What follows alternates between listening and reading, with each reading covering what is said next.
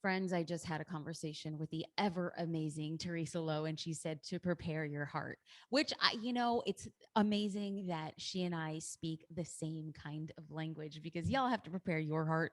We're going to be having conversations around, yes, wait for it, really understanding when and how to think about adding people to your team. So if you are feeling overwhelmed, burnt out, stressed, feeling like you're wearing way too many hats in your business, but you're kind of teetering on the spot of, I don't think I should, or I don't think I could hire a team, or what does it actually mean to lead a team?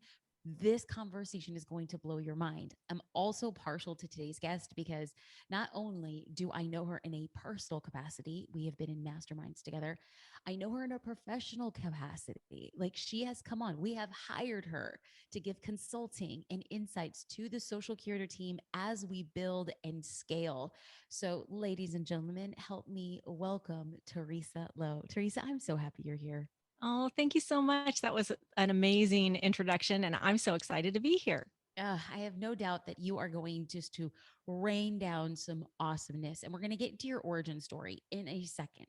But before we do that, I really want to hook people in, talk to them about your brilliance. But don't worry, you're not going to have to talk about it. I'll be talking about your brilliance. You'll just have to talk, and everyone will be like, wow, she's brilliant. Okay.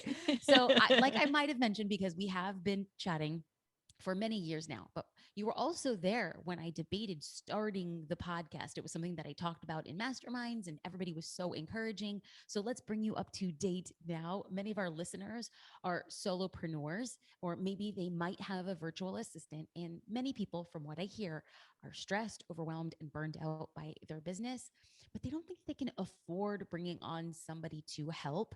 So for somebody who's feeling that way, as we begin this conversation, what is something that you would say? Well, so what I do is I help the stressed out, the overwhelmed, the overburdened entrepreneur. I help them streamline the back end of their business and build a self-managed team at the same Ooh, time. come And on. so and the self-managed team part is like super important. We're going to talk a lot about that today. But what I want people to understand is that one of the biggest mistakes, or I don't even want to call it a mistake, I just want to call it one of the biggest roadblocks that people put in front of themselves, is that they want to feel ready. They say, well, I'll Mm. hire when I'm ready. And it's what ready to them can mean one of two things. It either means emotionally ready, like I'm not ready to be in charge of people, or financially ready. And what I want people to get is that you're never going to feel ready. It's not like a flip of a switch and you suddenly wake up and go, today I am so ready to hire a team. You never feel that way, even when you're multi-six, multi-seven. You always have that next level that you're going to be hiring to. And there's always that hesitation. Oh, hold So, on, Teresa. Let's put a pin there because Teresa, see y'all, her brilliance just be rolling out like a fire hydrant in a hot New York summer day. So she says multi six, multi seven. For anybody who's just like, wait, wait, wait, what was that? Teresa is actually empowering people. So far before you become a six-figure entrepreneur, far before your business is bringing in 100,000 plus of income, far before your business is bringing in $1 million worth of income or revenue in a year, she's saying that she is helping people at different iterations. But I can testify that when I was in pre $100,000 projects, hiring somebody was scary. Then I was in post 100,000. Then I was like the 500,000. Then I was the 900 million and multi figure businesses. And you never feel ready for the next step. So Teresa's saying you won't feel ready, and I am here to testify I have never felt ready. And as we continue the conversation, she's going to speak to the readiness feeling. So I just wanted to pause there, Teresa, bring everybody onto that 6 and 7 figure conversation and say, y'all, it doesn't get easier, it just gets different. So for people yes. who say they're not ready and it's not a switch, how then do we pivot? What's going to be that 1-2 punch right now as we go into the conversation? Yeah. So it's actually a belief. So it's a belief that we have that in order for us to have our successful business, so what people are thinking in their head is they're like, I will when my business is successful, then I will hire people and my business will grow. And what I want people to do is flip that. Your business will grow when you start getting help. and then it will Amen. become more successful. And so one thing I think, so here's the thing. Normally we are, we're alone in our little office with our laptop, especially when we're just a solopreneur. And it's hard to wrap your head around that. You're like, no, I need money first, and I get successful, then I hire. So if I one of the analogies I give that I think really brings it home for people is if I were to come to you, Jasmine, we're at our mastermind, and I say, hey, Jasmine, I'm going to start a hotel.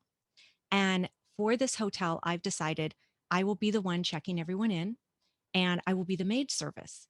And I will be the concierge. I will be the person seating everybody in the restaurant. I will take everyone's order. I will cook the food, and I will clean it up. You would think I'd lost my marbles, right? Yes. And yet that's what we do in our business, right? And the reason you would think I lost my marbles is because you would be thinking, Theresa, first of all, you can't do any of those correctly. None of them you'll do none of them well, and you can't grow. And that's exactly what we have to realize, that we can't do all the things, do it all well, and grow. Now, when I say hire, people immediately think full time employee, all the paperwork. And what the conversation that you and I are having, it can be a part time virtual assistant. It can be a stay at home mom who just wants to help you out a few hours a week. Those few hours are gold. And you can use them to do money making activities to grow. You will grow so much faster when you do that. Okay, so we're here. So when people like, let's just say they were on the precipice and like, wow, I just drank the Teresa juice. Great. They're like, I think I'm ready to bring somebody in to help me run the quote unquote hotel. So when they say like, I acknowledge I can't do all the things well and I need help, but they're like, oh, well, I'm not sure how to decide what I need help with. What do you see as the biggest struggle? Like when someone's like, it's all the things, Teresa, and I don't want to spend all the time figuring out what is the thing I need the most help with. Yeah. So there's a couple things that are going on here. First of all, we're back to the beliefs, right? They're believing that probably they're the only ones that can do some of these things, and that absolutely isn't true, because if you learned it, someone else can learn it. I've been But there. yes, I've been there too. And it's a constant thing as we get to new levels. I'm like, "Oh, but this is fancy." I learned how to do it. I'm a human being. Another human being can learn how to do those things too. But on top of that, we uh we sometimes get so overwhelmed that we can't see the forest for the trees, and we may not even realize that we're doing some things that really could be handed off. Little things that we think, those little things that just take up a little bit of time, where we're just like, I'll just do it myself. Those little things add up to minutes, to hours, to days. Okay, give us an example before we go on. Don't lose your train of thought. But I'm like, Okay. I know the listener right now is like, yes, but what? Okay. So, like sitting there and loading in up videos into YouTube, or setting up your blog, or setting up your show notes for your podcast, or doing your graphics when you are not a graphics company. Those kind of things are little, and they're lower level activities. I don't mean lower level like you don't need intelligence to do them, but they're not CEO activities.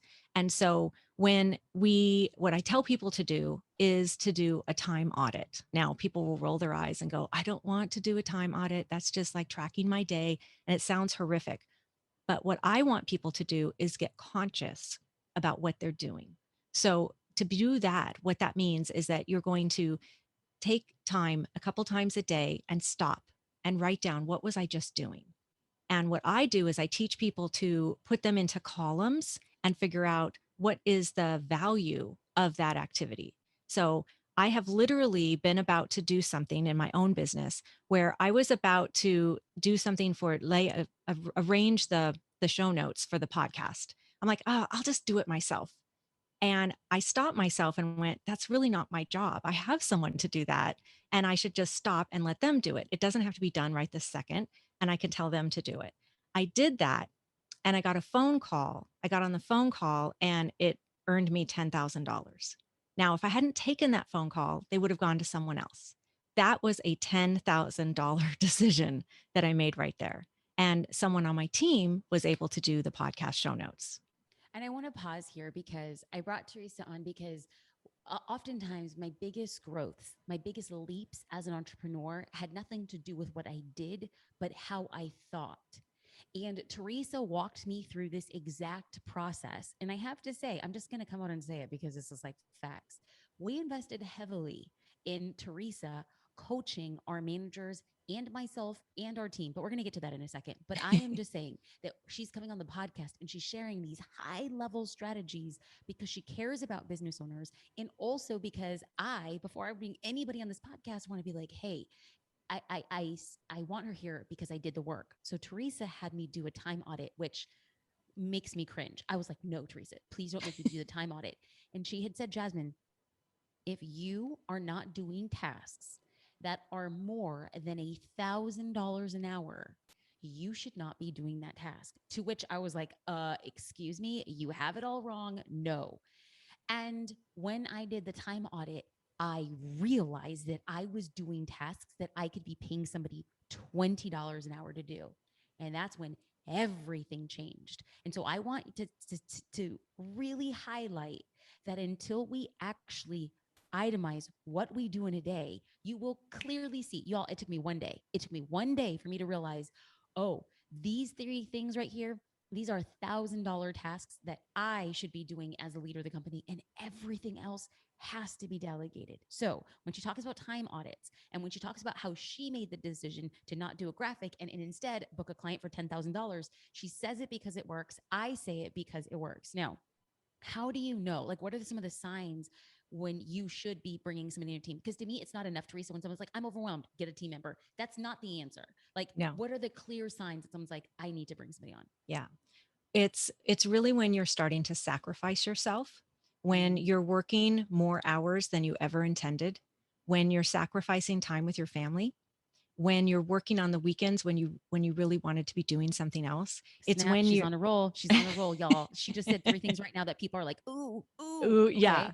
Well, the reason I know is because these are the things that people tell me. They come to me and they're like, I had one client who came to me and she said, we planned this whole outing for a Saturday. And she has a multi 7-figure business. And when it came to the moment when they were packing up the car and her husband's putting the kids in the car seats, she chose to stay home and do copy paste activities so that something would be done on Monday. And it tore her up. And she was crying because she knew that was the moment that she had gone too far. And it was because she didn't have someone in her business that she felt she could hand that over to. And we're going to talk about what that looks like and how you find those right types of people so that you're getting the right people in the door. Can we do But that now or after you yes, finish this thought? yes, Like, yes, I'm ready. absolutely. Oh, Yeah. this is good. So the reason I know what causes people when they've hit that moment, it's when you're going so far beyond. It's not just like, oh, we're in a launch and we're all going to roll up our sleeves and hustle a little bit. Right. It's when it's day after day, week after week, and you are still doing far more than you ever intended. That means you really need to get help, even if it's a little bit of help. And so when I know you did a podcast where you talked about how to hire. And so when you and I were talking about doing this podcast, I was like, I really want people to understand what to do when they get them in the door. Because if you don't have that right person, then none of this matters, right? And I've made mistakes hiring, and I know everybody has made mistakes hiring. And so now I have this whole process I teach people so that you get the right person in the door. So number one is to make sure that whoever you're going to hire is that they match you and your core values. So when I say that, people are like, oh, is that like a mission statement? And it's like, no, you have things that are very important to how you want the team and the brand to show up. So you want them to be of service. You want them to be responsive to your customers. All of those things, you have to be very clear on that before you hire. So I tell people, you can just sit down and write down words of what you want the team, even if it's a team of one that you're going to be bringing in, how you want them to show up and present themselves to your customers. And when I hire, and you know this because I hire differently than most people do, I don't look at the resume first. I look at the resume last. The first thing I do is make sure that this person has the right character. And that's building the environment that you're trying to build as a team, even if you're bringing in your first person, because here's what I tell people. You can teach the right person anything, but you can't teach character. You can't get someone to change their character. So if you get the right person in the door and they're responsive, they're a problem solver, they're a go-getter, I can teach them anything and they don't have to have any background. So I want to pause here and just co-sign on this again, because Theresa was the person who really coached me on how, like, what to do when you get people in the door. And we follow the same approach. We do not look at resume first. We look at character. And this is something we learned distinctly from her. And now that the social curator team is, we're hiring as we are speaking now, but at the current time of this recording, it's 19 people. And when I look at these 19 people, I am blown away at the caliber, not of brilliant minds, although they're brilliant. It's the caliber of humans that these are the people who will solve massive problems, give you the jacket off their back, and in their free time, choose a charitable organization. And I think to myself, how? How did this happen? And I think it happens by way of character instead of resume. So Theresa, can you extend a little bit about what that looks like? Yes. So when we are building out the process of hiring, I want people to think of it like a hurdler jumping over hurdles to get to the prize, which is an interview. Okay. And we set up roadblocks in front of these people. There's some things they have to problem solve in order to turn in different pieces. And we send them something and they have to see, are they detail oriented? Are they a problem solver? Can they figure out how we want them to send this in? I had one person I know of who, when they go through the hiring process, they told them they had to fax in their resume, had to fax it in, Oh and they my wouldn't God, what is accept this, it anywhere. 1992? Yeah, and they did it that way on purpose because it meant they had to get in the car and go find some place to fax, right? Or Wow. figure out how to do it tech-wise on their computer. So it was a problem. And people were like, can I text it? Can I turn it in this way? And they're like, nope, you have to do it this way. And it was, they were looking for a problem solver. So we set up hurdles when we're hiring so that the person who makes it over all the hurdles, and you start out with 500 people and you come down to the end and you have 10. And those 10 have shown that they have the characteristics that we're looking for. And then we can get down to the nitty gritty of their resumes and really getting to know them and interviewing them. So I want to pause here because oftentimes people say, but I just don't know if I like, I'm so stressed out. I don't have the time it takes for me to hire, which I'm going to probably take a page from Teresa's book and say that's a belief. So if Mhm. you believe you don't have time, guess what? You won't. If you believe Right. you can find at least a few minutes every day, and furthermore, give some pre-qualifiers to immediately push people out. So for instance, one of the things, like one of our hurdles that Theresa has taught us is when we put out a job listing, at the bottom of the listing, we will say, put this in the subject line of the email.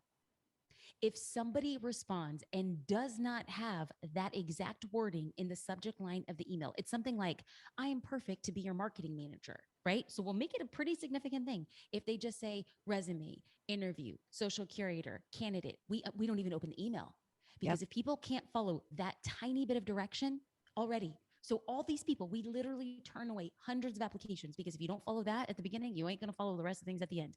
Yep. Another hurdle that we ask people, and when you're hearing this, you're like, that's not really a hurdle. You would be surprised. We ask people to record a 1 minute video explaining why they're a perfect fit for the position. We don't need it edited. It can be on your phone. But I am telling you, eight and a half, 9 out of 10 candidates will not do a video. If you're not willing to put together a 1 minute video on your iPhone, there's a really good chance you're not a good fit for our culture. So when Teresa's talking about these hurdles, these are examples of some of the hurdles that we put at Social Curator as taught to us by Theresa. So once we have those hurdles and once you kind of get those candidates to around 5 to 10, let's say, what then? So then we go through the hiring process. And that's when we do narrow down to the people that fit, like actually read their resume and you're checking to see, is this person look like they would be a good fit for me?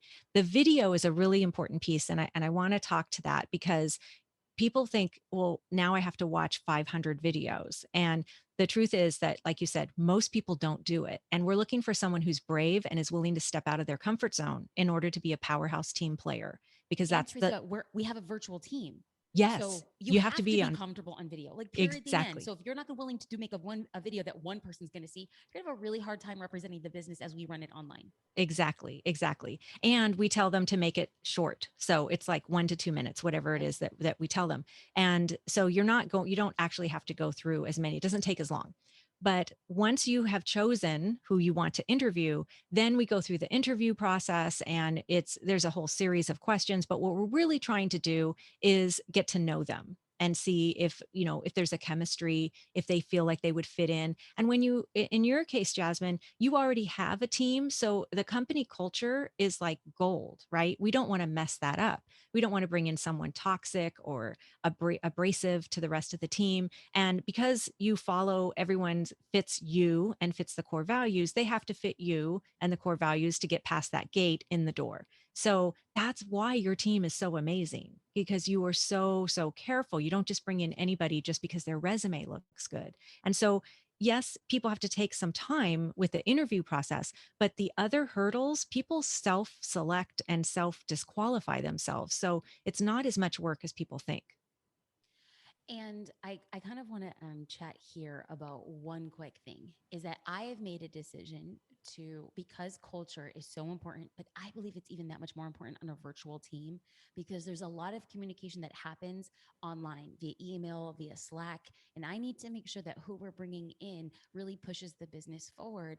And so I've made the dedication that for the first 100 team members of Social Curator, we're only at 19, we got a way to go. But I have made the commitment to meet the first 100 because I believe that the first 100 employees of Social Curator, those are going to be the people who push the culture far beyond me being the driver behind it. So I'm going to be super selective. So even though we have managers who are going through the process, they will tell me, Jasmine, I really believe this is our strongest candidate. I will have a one-on-one interview and I'll say, I get why. Let's move forward. So this is just something that I'm thinking about now. And I want to be very clear. At the time of this recording, it is 2021. We hired our first team member in 2016. And we had around 3 team members for about 3 years before we really scaled. So I was learning these things from Theresa far before I was ever comfortable to actually use them. And then they worked. So Theresa has an Instagram post I'm going to read here. And it's quote, to have a powerhouse team, you must be a powerhouse leader for them to follow. How would an average business owner listening to this podcast know if they're a powerhouse leader? Like what makes us a powerhouse leader? Like Mm, I have a hard time even admitting that now. And I've been in the game a minute. Somebody who's listening is like, I don't know. What are tales and signs of a yeah. powerhouse leader? So I know that a lot of your listeners are parents, and I think this is the best analogy that I can give. When you are not a powerhouse team leader, you tend to be a helicopter CEO, like someone who is a helicopter parent, right? You hand off just tasks and then you hover to make sure that they do it right. What we want to do is step more into mentoring the team. So, what does that look like? Well, it's just like with parenting. When my boys moved out of the house to go to college, we were just talking about this. I wanted to make sure that they knew how to do their laundry, how to cook, how to take care of, even changing their sheets, all of that stuff. And I can't tell you how many parents were talking about when their kids went off to college that the kids didn't know how to cook and they didn't even know how to do their laundry. And these were 18, 19-year-old kids. So it's the same in our business. If we want someone to own the role that we're giving them, and that's always what people tell me, it's like, I hire someone, but they just don't own it. If you want them to own it, then you have to think of more like a parent and think, what do they need to know and understand in order for them to be able to have the results that I want? And then you focus on making sure that they learn what they need to know and understand, not just handing them a task, they complete it and they hand it back. Does that make sense? Oh, that makes so much sense. I think that this is amazing. So I'm gonna repeat back what Theresa said is in order to be a powerful leader, we have to show people, our team, how to do what we want them to do. If we want them to fold, we need to teach them how to fold. We can't expect them to get in our mind, which I want to loop back a little bit to something you had mentioned about the core values. So I Mhm. don't want us to like glaze over that because it was a new concept for me when I first learned about it with you around 2018 ish. Mhm. And I always felt like, well, the team and I, we get along and it's great. But as we expanded, we needed a shared set of values. And these became our core values. Now you've walked us through the process, and I will, if you're listening right now, you're like, this is just does not sound like me. I know I was there too. But let me just tell you, on the other side, it has become our totem pole. This is how we communicate with each other. This is how we, honestly, as a leader and as somebody who has to sit down with employees, I say, these are our core values. I'm going to rank you at what I think you're at here to ensure we're on the same page. So I'm not going to go through all of our core values. We have 5. It's recommended around 4. I think we're a little rogue, right? We're a little Yeah, rogue with our 5th one, but that's how I that's that's how I okay. roll. That's Yeah. how I roll. So one of our core values, our leading core value is reliability. And so when you say you're going to do something, you're going to do it. And I'm going to tell you, I drive this one home. I do not give a rip what comes up. Get it done. The chief complaint, if you really, really, really want to get under my skin as a CEO, is we empower our team to set their own deadlines. If they are setting their own deadlines and then they don't hit it without a notification, I get it, things come up. If we get a notification, that's cool, we'll amend. But if you get to that end and it is not done, I say our number one core value is we must be able to rely on you because we're not in an office. Nobody can pick up your slack without you. So, as people are listening, what are things that really, really matter to you? Your number one core value might be fun.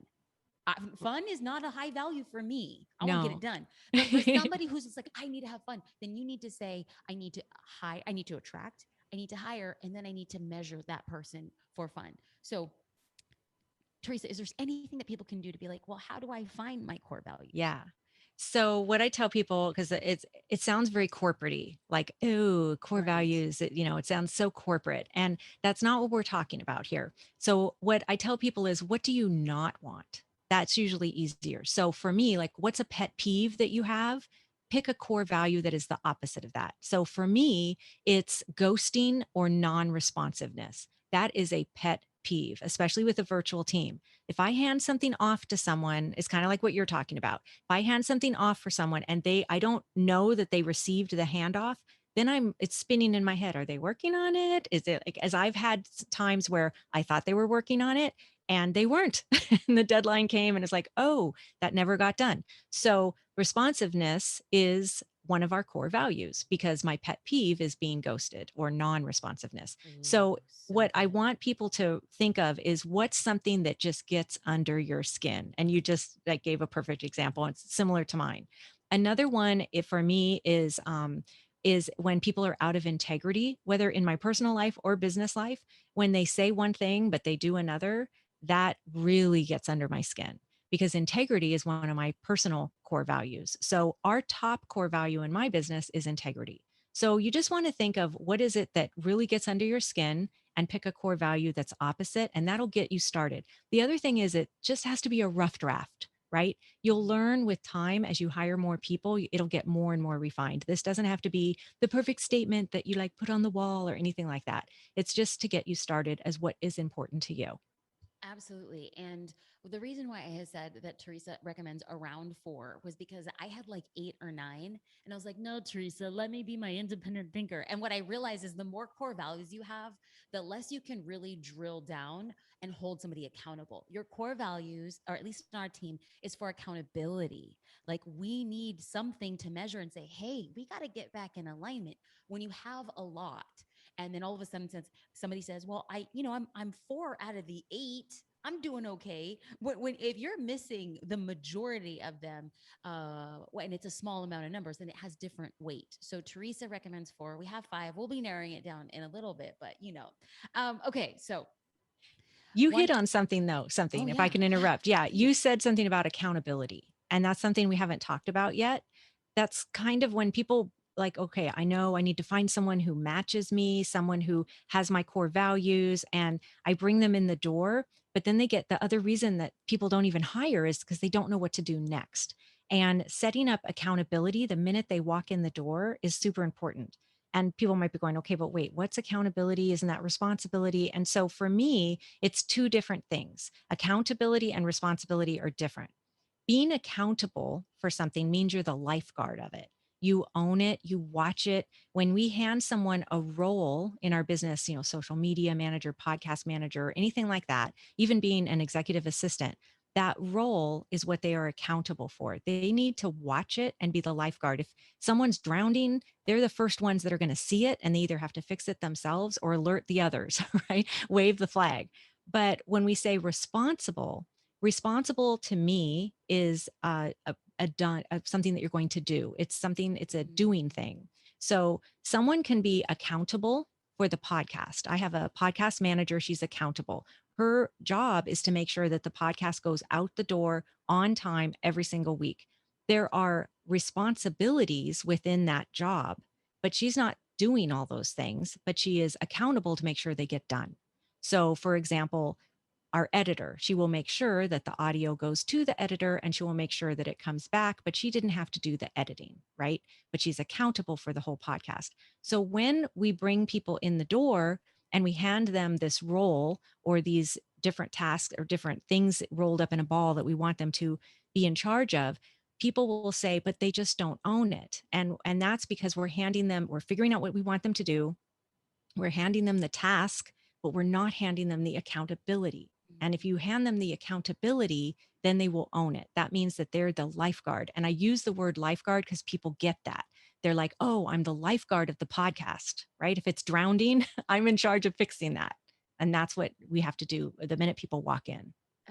That was actually in super alignment with one of the follow-up questions. So I just want to Okay, thank you perfect. for the Yeah. distinction between being accountable and being responsible. When somebody is accountable, so if you decide, okay, this first hire is going to be an admin assistant, it's going to be a VA who works 2 hours a day. Now, friends, think about this.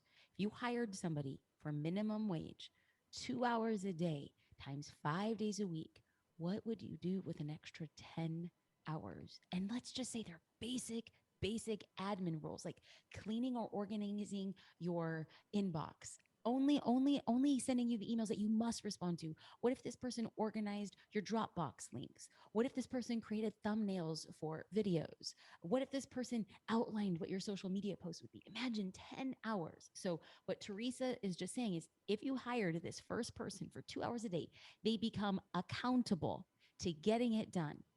And then they are responsible for sub tasks within it or managing other people to ensure that it gets done. So, along the lines, we were speaking at your podcast. I'm going to bridge two things. Okay. On one of your Instagram posts, you mentioned most people don't realize that in order to have a great team, you need to be a great leader. Part of being a great leader means understanding the difference between being a doer and a delegator. That distinction is extremely important, but if you're a doer, you're probably feeling stretched pretty thin and burnt out. But when you can lead your team to execute on your vision and delegate the everyday tasks to them, you open your brain to be a visionary that takes your dream to the next level. So that was a quote. And the quote is a leader becomes a delegator and not a doer. And then you took this idea of delegation even deeper because in one of your recent podcasts, now for those people who are listening, Theresa has a podcast called Streamlined and Scaled. So in one of your podcasts, you talked about being, quote, overworked and overwhelmed. And then you shared 3 tips to get in control of your life and to not let your customers down. Now, we started the conversation there. We started by saying people are stressed and overwhelmed and they're not sure what to do. And then you told us that really heartbreaking story of a woman who delayed or did not go on a vacation because she had to do simple tasks. She was overwhelmed and overworked. What are 3 tips that right now, as we kind of close it on in, how do we get to the point where we can become a delegator to feel less overwhelmed? Yeah. So that's such a big question. Let me see if I can pull it into, I into know. a smaller. Sorry. I'm just like, girl. He's like, we're wrapping it up now. I'm going to give you this giant question. That's how I do. That's how I do. Yes. So oftentimes people Yeah. come to the podcast and then they tell me after, like, I was sweating so profusely, I had to change my shirt. I come in hard, Theresa. What can I say? No, I love it. I love it. Okay. So the question is how to become more of a delegator rather than a doer. Is that the Right. Because question? sometimes, I mean, oftentimes the things that I've heard is people will hire somebody and then they still feel like they're doing half of the thing that they've Yeah. hired somebody to Yeah. do because they don't know how to delegate. Yeah. And Okay. so they So stay overwhelmed. yeah. So that's really a case of not, well, first of all, we have to back up. Sometimes that happens just because I want to be clear on that. Sometimes that happens because you hired the wrong person. There's 2 types of people you can hire. You can hire a box checker, and there are box checking type activities, a box checker, or you can hire someone who will drive your business forward. And when you bring in the right person who is a driver for your business, they will go beyond those box checking things without you even do anything because they're that personality that we were talking about, hiring that powerhouse. So in order to go from being a doer to a delegator, you have to be able to speak, have really good communication when you hand something off. So a lot of times what people will do is they literally will, we're back to the helicopter parenting thing, but they will literally figure out everything that this person has to do, and then they will hand them that list. And what I encourage people to do is we're going to push them into the deep end right off the bat. They can have floaties on, okay? You're not going to let them drown, but we want to push them into the deep end. And there's actually something that I think I could walk you through. There's something I call the 4 lets that I think would be really give a lot of clarity to Oh, people let's when do they. it. Okay, all right. So there's something I teach called the 4 lets, and it's when you're onboarding someone, and it's so that you can right off the bat be getting into the accountability stage rather than handing off a bunch of tasks on a list stage. Okay. So the first let, this is, let's say you're bringing in someone to do social media for you. So the very first let is that you're going to say, let me show you. And that's where day one, they come in and you're going to show them either what you're currently doing, if you have some ninja thing and you want them to step into it, or you're going to show them the mess and say, this is what we're currently doing, but I know we can do better, right? So you're going to show them. The second let is you're going to say, let me watch you do it and I will mentor you. Now, this, you want to get to that stage immediately. You only have to show them once. Then we step right into the second let. Now we're going to let them work on this. Whoops, sorry, my pen moved. It startled me. I thought there's like a Those spider on my dangerous pens. desk. Well, I here's the bumped the thing. table. Yeah. Let me show you how to not be afraid. Yeah. No, I'm just kidding. So where you were was let me Yeah. show and then let me watch. And you Okay. said you only have to show them once. Yes. Show them And then once. how many times are you watching them?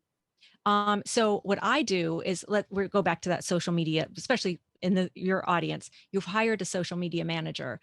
What I do is I have them start working a few weeks ahead. So there's no pressure of time. Like, you got to get this together. I want to see some posts. We're posting it tomorrow, right? That doesn't give them a chance to be mentored. And what in the mentoring stage, what we're really trying to do is let them learn our criteria in our head.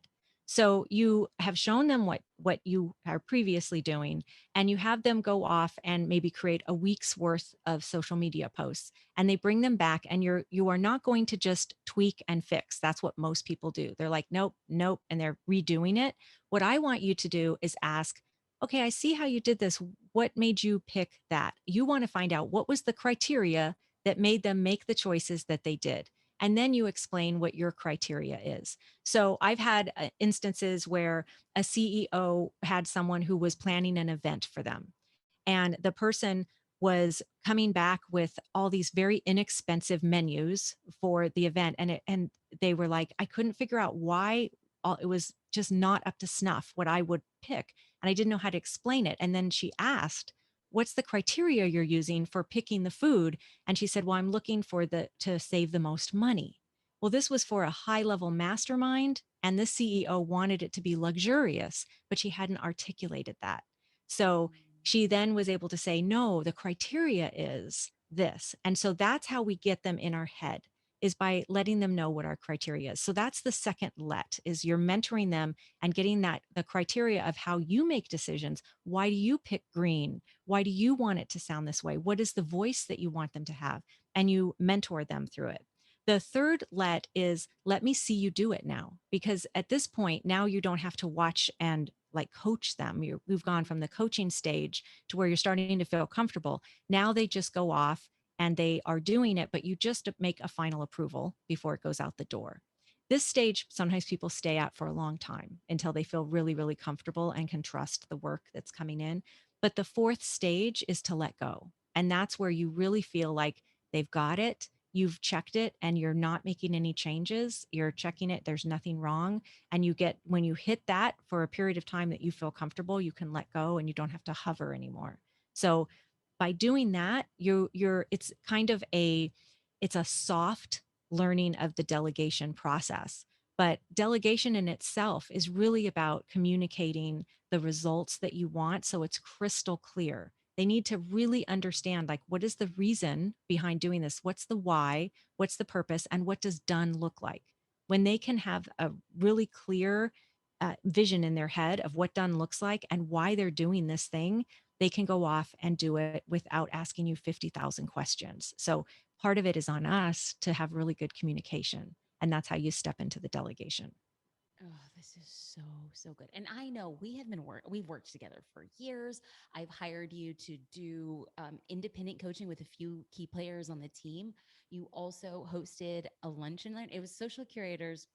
We have this thing, like kind of like, because we're a virtual team, like team building, call them lunch and learn. And so part of our hiring process, which we took a page out of Teresa's book, was to have people do a personality test, called the Myers Briggs. And so this helps us figure out kind of personality. Now, nothing is set in stone, but it just kind of clues us off. Like, are you an extrovert? Are you an introvert? Are you a high processor? Do you like to focus on details? Do you like big picture? So this helps us kind of find the team dynamic. And so a lot of times when people have to take that test just to apply, it kind of miffs them. They're kind of like, ugh, I can't believe it. But again, it's our hurdle and it helps us understand them going into a possible interview.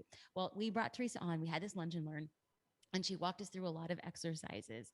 And I have to say that the reason why we brought Theresa on the podcast is because she's been such a gift in not coaching us on how to be a better team, not coaching us on how to hire. Those things did happen, but she was really a good coach at shifting our beliefs.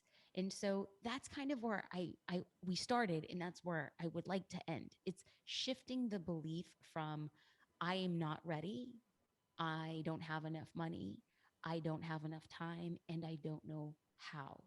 So, Theresa, for the people, we just went through this conversation and they're still like, but, what's like one thing that you could say, like, I've been there, I've seen that.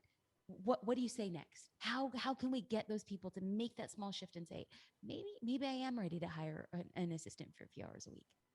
Absolutely. I think what's most important for people to take away from this is that number one, you're not going to feel ready. And so, because of that, you need to start wrapping your head around what it's costing you by waiting. It's really costing you your growth and it's costing you money coming in that can allow you to grow even bigger.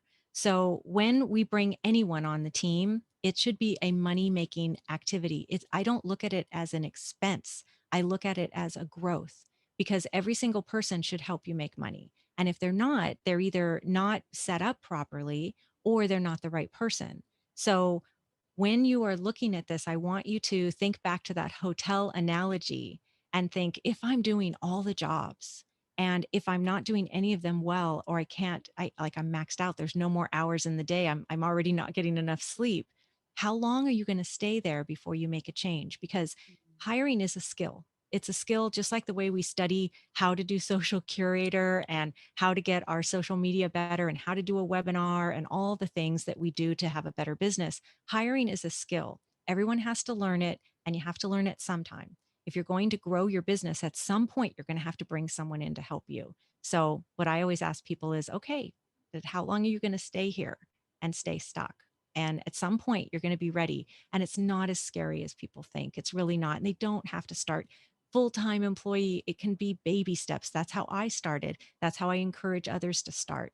A baby step.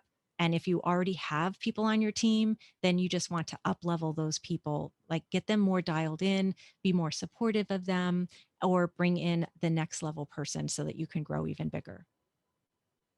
Theresa, thank you. I Thank think that you. was like a big shift is like every person that I bring on my team and every person that anybody brings on their team, they should be revenue generators and not drains. Ooh, I received that. That was like such a good shift. Look at you, shifted me again. It was such a good shift as we go into another season of hiring and expansion on the team. So selfishly, thank you for this free coaching session. And Thank selfishly, I say you. thank you on behalf of our tens of thousands of listeners, just to say thank you for helping us move our businesses in the right direction of scaling our growth. I appreciate you. How can people follow up with your podcast and your other resources? Yes, so they can find me everywhere at Streamlined and Scaled with and spelled out. So the website, streamlinedandscaled.com, my Instagram at Streamlined and Scaled. I am on Clubhouse at Theresa Loe, but everything else is Streamlined and Scaled. I appreciate you. Thank you for giving so generously to this community. Oh, thank you so much for having me. That was a lot of fun. Bye, babe.